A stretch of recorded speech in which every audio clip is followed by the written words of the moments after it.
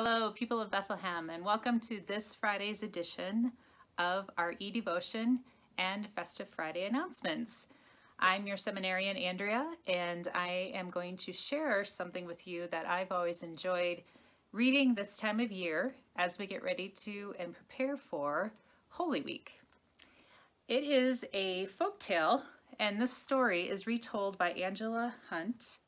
And as most folk tales go, we don't know the original author, but we love this rendition from generations. This tale of three trees has been handed down from parents to children and retold in churches at Christmas and Easter, and even set to music and sung.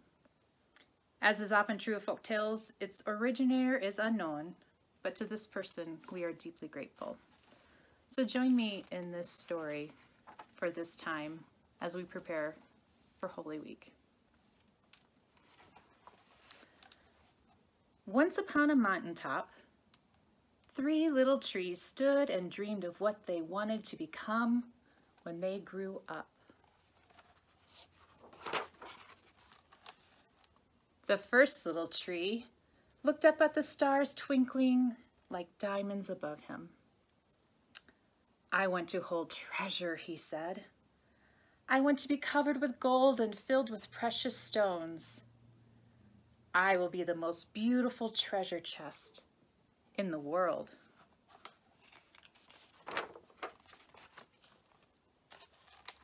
The second little tree looked out at the small stream trickling by on its way to the ocean.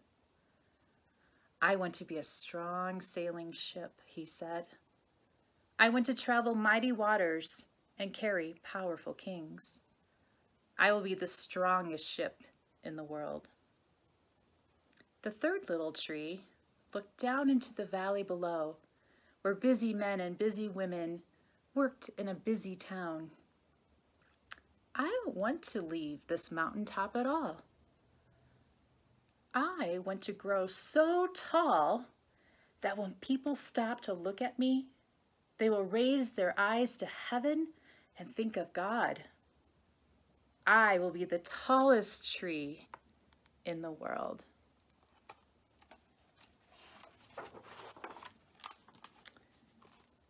Years passed. The rains came, the sun shone, and the little trees grew tall.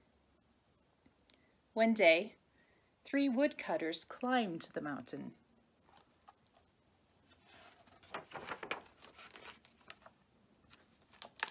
The first woodcutter looked at the first tree and said, "This tree is beautiful. It is perfect for me." And with a swoop of his shining axe, the first tree fell. "Now I will be made into a beautiful chest," thought the first tree. "I shall hold wonderful treasure." The second woodcutter looked at the second tree and said, "This tree is strong. It is perfect for me." And with a swoop of his shining axe, the second tree fell. "Now I shall sail mighty waters," thought the second tree. "I shall be a strong ship fit for kings." The three tree felt her heart sink when the last woodcutter looked her way. She stood straight and tall and pointed bravely to heaven. But the woodcutter never even looked up. "Any kind of tree will do for me," he muttered. And with a swoop of his shining axe, the third tree fell.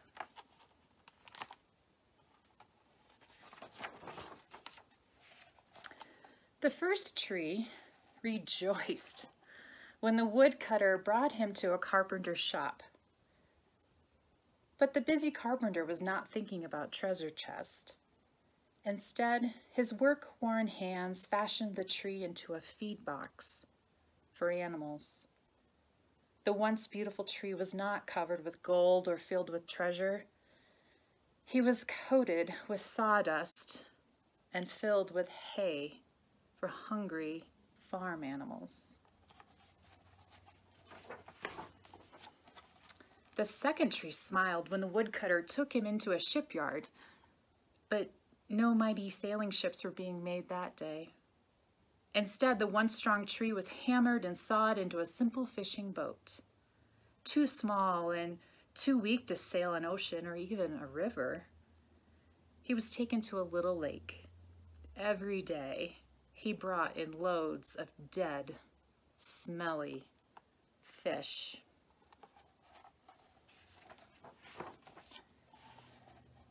The third tree was confused when the woodcutter cut her into strong beams and left her in a lumber yard. What happened? The once tall tree wondered. All I ever wanted to do was stay on the mountaintop and point to God.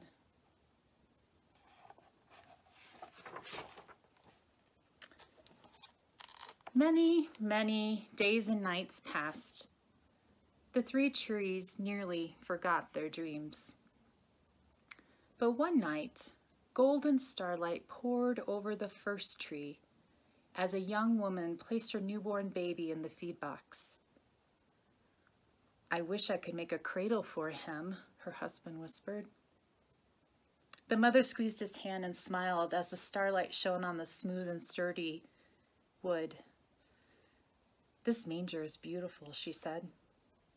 And suddenly, the first tree knew he was holding the greatest treasure in the world.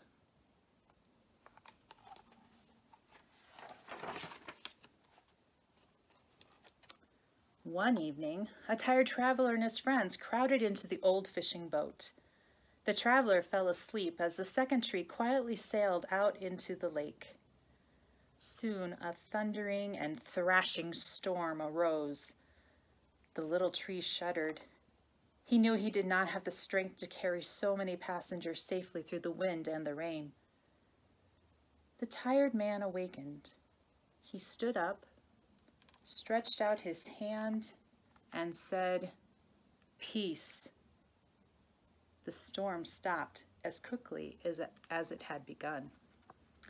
And suddenly, the second tree knew he was carrying the King of heaven and earth.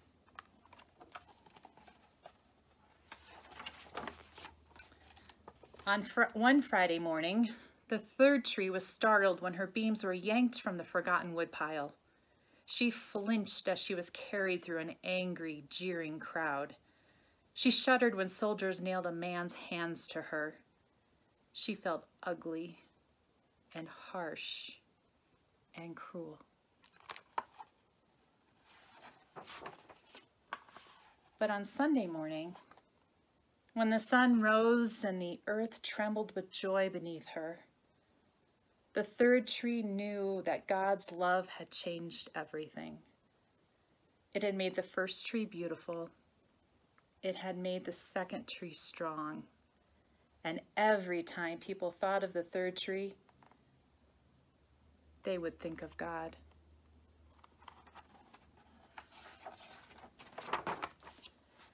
And that was better than being the tallest tree in the world.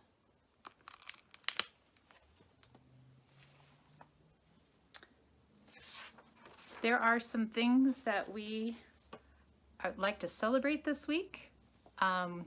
Gabriel P. and his hockey team won the state tournament last week. Congratulations, Gabe and the team.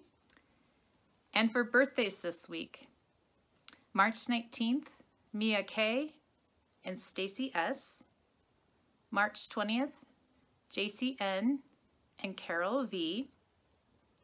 March 22nd, Dave L. March 24th, Camille H. Kathy S. And March 25th, Marissa C. and Jeannie P.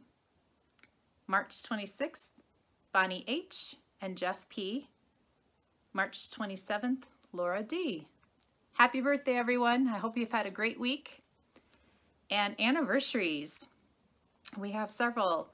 On March 19th, Sue and Mike A., 44 years. March 21st, Rose and Paul H., 62 years. And March 22nd, Diane and Mike F., 35 years. And March 24th, Ashley and Ryan L. celebrating 9 years. Congratulations to all of you. And I hope that you can join us all this next week for all of the services as we journey together and continue this journey of Lent into Holy Week and into Easter. Have a great weekend, everyone.